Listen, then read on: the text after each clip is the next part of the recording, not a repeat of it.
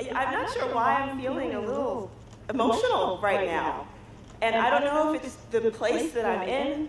I think that's got to be it. Because to be honest, I had never heard of Knox College before being invited to be a commencement speaker and to receive a very cool honorary doctorate that a lot of really cool people have gotten as well. And but when I learned of the history, I'm deeply humbled by it, and deeply humbled by all of you who've decided that this is where you wanted to be for 4 years, because it clearly represented something that you valued, a sense of justice and peace and fairness and power. And with that, I gotta tell you, I have a little confession I have to make to you all, and bear with me while I make sure stuff doesn't fly away. But my confession is that I have something in common with the Tea Party. I do. Look, I want a smaller government too. The way that I want to create a smaller government is by creating jobs for our most expensive citizens. So who are our most expensive citizens? Our most expensive citizens are folks that are generationally impoverished, or people that end up going in and out of our criminal justice system, or folks that are returning from our oil wars. I heard an awful stat the other day from the Veterans Administration that 18 men or servicewomen coming back from the war commit suicide at the rate of about 18 per day. That's more than die in active battle.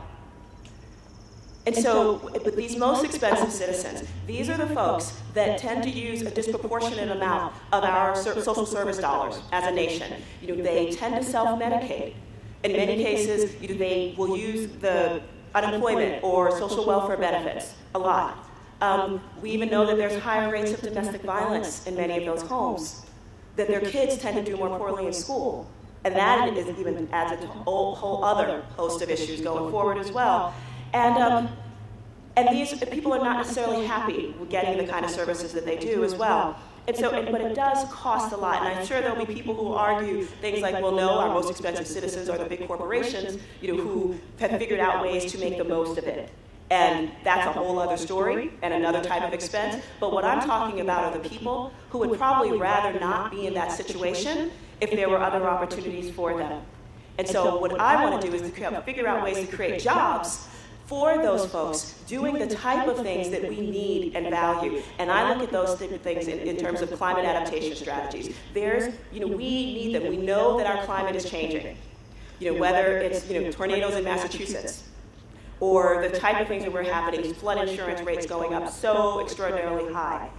But we know that nature has provided a tremendous way for us to deal with that, whether it's through stormwater management in terms of like green open space. In a place like this, you don't have to worry too much about it, but when you're in cities and we keep pulling up as much green space as possible in order to build higher, we've got to deal with that stuff. So things like urban forestry management, or wetland restoration, or green roofing, or even learning how to clean up contaminated lands to use them more proactively. These things attract stormwater. They also tend to clean the air naturally. They reduce our energy costs, because areas that are more green have a tendency to use less energy in the nearby surrounding buildings. So you want to see more of those things. But imagine creating opportunities for people who need that type of work, but also provides a service that all of our municipalities need. It's a way that we can change the way we spend our money, which we're going to spend anyway, as a nation, and reduce costs in ways that we need it, social services as well as infrastructure costs. Now, I know that there's an enormous amount of uncertainty going out there, in these years, and for the class of 2011 and for lots of other people. I know a lot of you are worried, just like a lot of other Americans, about the jobs that you don't have just yet. But now is the time that demands your creativity. Partially because, we don't have a whole lot to lose. I also came into this, when I was in your shoes, that wasn't a great job market back then either, as well. But so you know what? The mistakes you make, it's okay, because people aren't really watching. So make as many as you want. But this, I have to tell you, is a time that literally demands for people like you, people who have already a vision, to believe that anything is possible. And while you've been here doing your part, honing your skills, and wondering what the world has in store for you and how you're going to make your way in it, I've actually been doing something too. You know, I've been crisscrossing the nation and been having a really good time doing it, and on a speaking, but actually on mostly a listening tour. And do you guys know the phrase, share the burden, it's half the trouble, share the joy, and the joy is doubled. You share the burden, it's half the trouble, share the joy is doubled. And what I've been, no matter where I go, I've been seeing manifestations of that. And so where I go, you know, people are really looking for truly one thing, and it's local solutions to the really big problems of their day. It's what I like to call hometown security, not homeland security.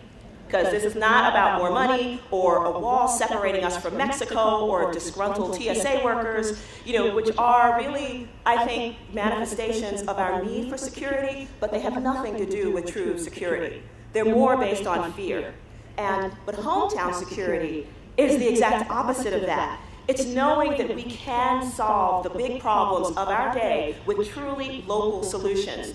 And it's an understanding that we are the key to our own recovery. Not the really gross, you know, okay, I'm going to take care of what I got, and, you know, I'm going to dump on somebody else. No, that's not what I'm talking about. Because it's about taking real responsibility and doing exactly all that you can to create the kind of safe, holistic space for people with jobs and the type of air and the type of humanity that everybody wants in their own place. It's knowing that you don't have to hurt somebody else in order to get your own needs met. And so I've been going around the country and meeting people who absolutely epitomize so much of this. And so we're going to just go, let's go to Los Angeles. A man named Andy Lipkis figured out a way to do a cost-benefit analysis where it was a talk to the Los Angeles School District and discovered that they were about to spend nearly $2 billion fixing the Los Angeles School District.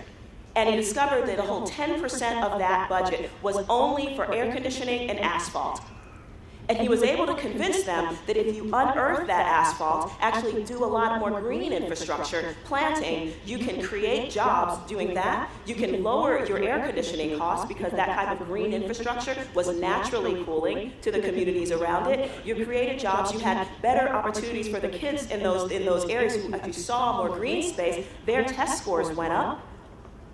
And they were able to reduce costs for that district just by doing that little act, creating local jobs, local health, and local vitality for that district. Closer to here, over in North Lawndale in Chicago, it was a woman named Brenda Palms Barber was tasked with the job of figuring out how do you create a job readiness program for ex-offenders. And, you know, these are folks that had actually a lot of skills in a lot of ways, but not necessarily in the legitimate economy. Many of them had very successful businesses, but they didn't really show up well on a resume.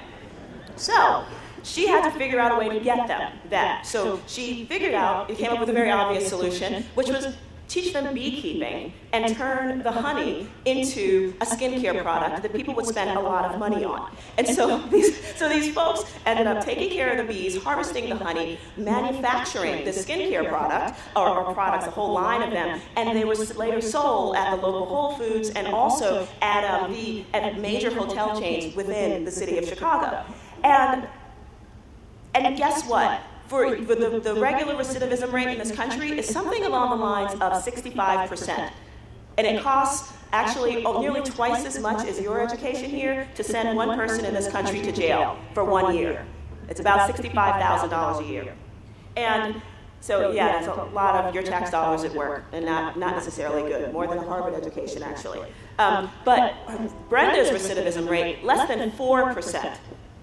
Okay, that's what I'm talking about. And we go to actually go not too far from here also, northern Minnesota. A lot of folks have heard of Winona LaDuke when she ran for vice president along with Ralph Nader. A lot of folks don't often necessarily know the kind of lifestyle that many Native Americans live in this country. That on the reservation, many of them have one of the highest rates of diabetes because of the type of food that is actually on that land. This is the people who lived on the land for as long as they did. So food sovereignty is a huge issue there, and also energy sovereignty as well. And so they figured out ways to create windsmithing. They're literally trying to power much of their reservation with wind power, and have been working really hard at that. They created farm-to-table programs, to school programs, specifically to support people into both the farmers as well as the people, as well as the students in these communities that are actually getting some of the worst food that our federal government had to offer. And let's move all the way further east at this point. We'll go to coal country, down in the Appalachian Mountains of West Virginia.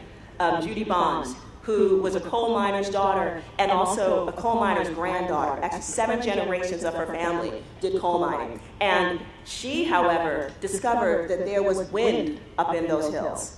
And if you kept the mountains intact, instead of chopping them off via mountaintop removal, just for a very awful process that creates huge amounts of toxins in the air and in the water table there, but also only for a few years worth of coal, and only specifically for the maybe 24 worth of people that work for the land, work for the Massey Energy Company or whoever it is. And the mountain never comes back. When Judy and her teams discovered that there was wind and you could create wind power in those areas, they worked to do just that.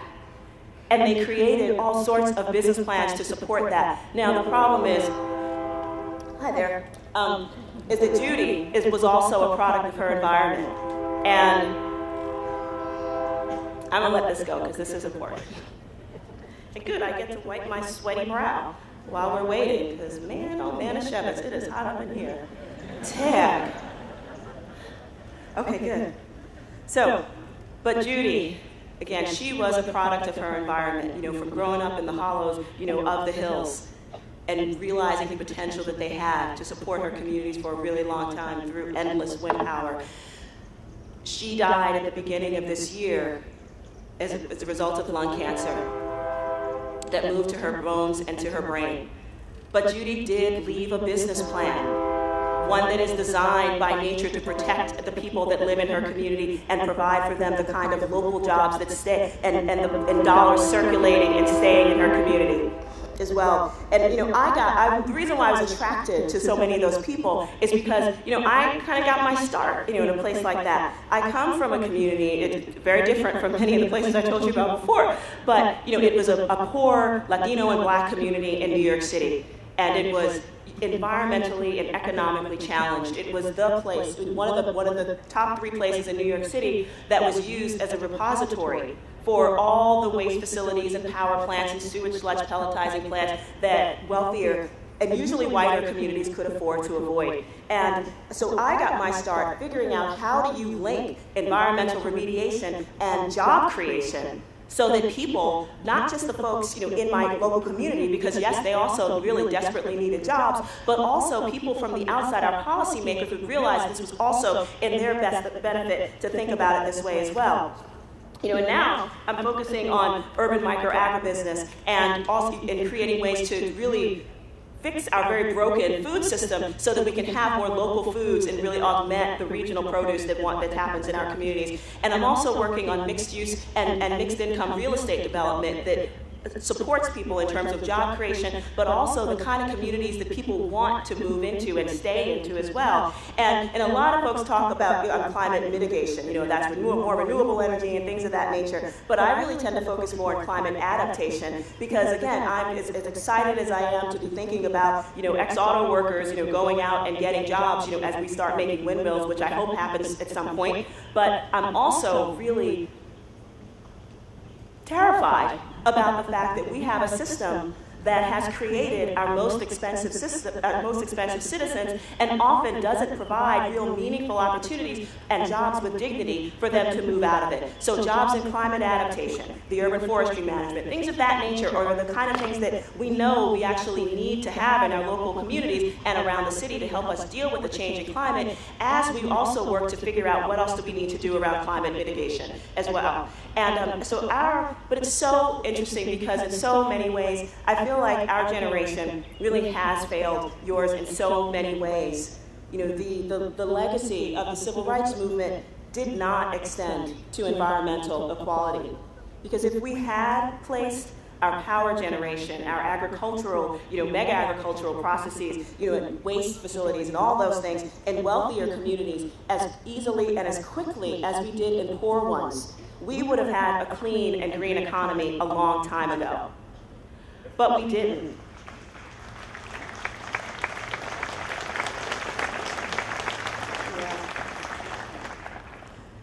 And now the air and the soil and the water for America's poor has gotten worse in the last 30 years. After the Clean Water Act and all that, it's gotten worse for our poorer Americans. And now we've noticed, because that neglect has added up into global climate changing problems. All the great progress in this great nation, and I would actually argue in the world, has come from when struggle for equality was at its core. Whether it was the American Revolution, or emancipation, or women's rights, or to vote, or civil rights, all of them, that equality was at its core. And I hope you will actually think about and let environmental equality guide you as you make the decisions on how we can adapt to a changing climate going forward to create a smaller government for our most expensive citizens who desperately are waiting and willing to be a part of creating the kind of productive society that everybody wants to be in. I'm often asked a lot, actually these couple questions just came from the other night, given all that you've been through and all that I've seen, how could I possibly be so hopeful? You watched your neighborhood burn down. Nothing is going to bring back your brother who got a bullet in his head. How does it feel to know that despite what you know now, there were years and years in which you didn't know that there were opportunities to support the people who were left behind and whose lives were compromised, if not lost, as a result of so much of the things that we haven't been doing. And I can say with full confidence, it's because I've actually seen what it's like when an ex-offender suddenly sees his liberation tied up in a vocation that's not just a vocation, but one that is designed by nature to support the people in his own community and communities like it. I've seen a wasteland by a river, by a forgotten river, that became such a beautiful symbol for what could be, that I got married in it. I've seen people in both blue and red states embrace me as a sister because we seek a common vision for success of what our great nation can be when we just stop and think for a moment about and remind ourselves of the power to create the kind of communities, the kind of nation that we want to live in, that will support human needs, is actually already here. When you turn off the radio and turn off the TV and turn off those voices inside of your head that tell you don't bother because hope is lost anyway, so why bother?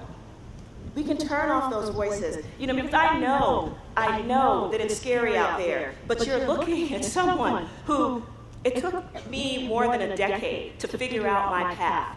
I mean, for the love of God, in my late 20s, I had to move back in with my parents. And, because you could imagine what a defeat that was for me, and also being the youngest of 10, how thrilled my mother was to have me move back home. But that's okay. But, I have to tell you, I wouldn't take anything for the journey that I've been on. I wish it had been easier, okay? Would I have done a few things differently? Just a few things, not most, actually. But, but the thing that was most amazing about it was that I knew that somewhere, despite all that outside forces might have been telling me, I knew that I had the power and the compassion and the talent to, and at the risk of absolutely sounding ridiculous, the love to know that I could take responsibility to do something amazing, just like all the people that I told you about before. And the best part, and the truly best part about all this is that I know that none of the incredible things that I've witnessed over these years are going to compare to the truly great things that all of you are going to do after today. You know, I thank your ancestors for bringing you forward into this world. And God bless you all, and God bless America, and God bless the Knox College class of 2011. You guys will rock. Thank you so much.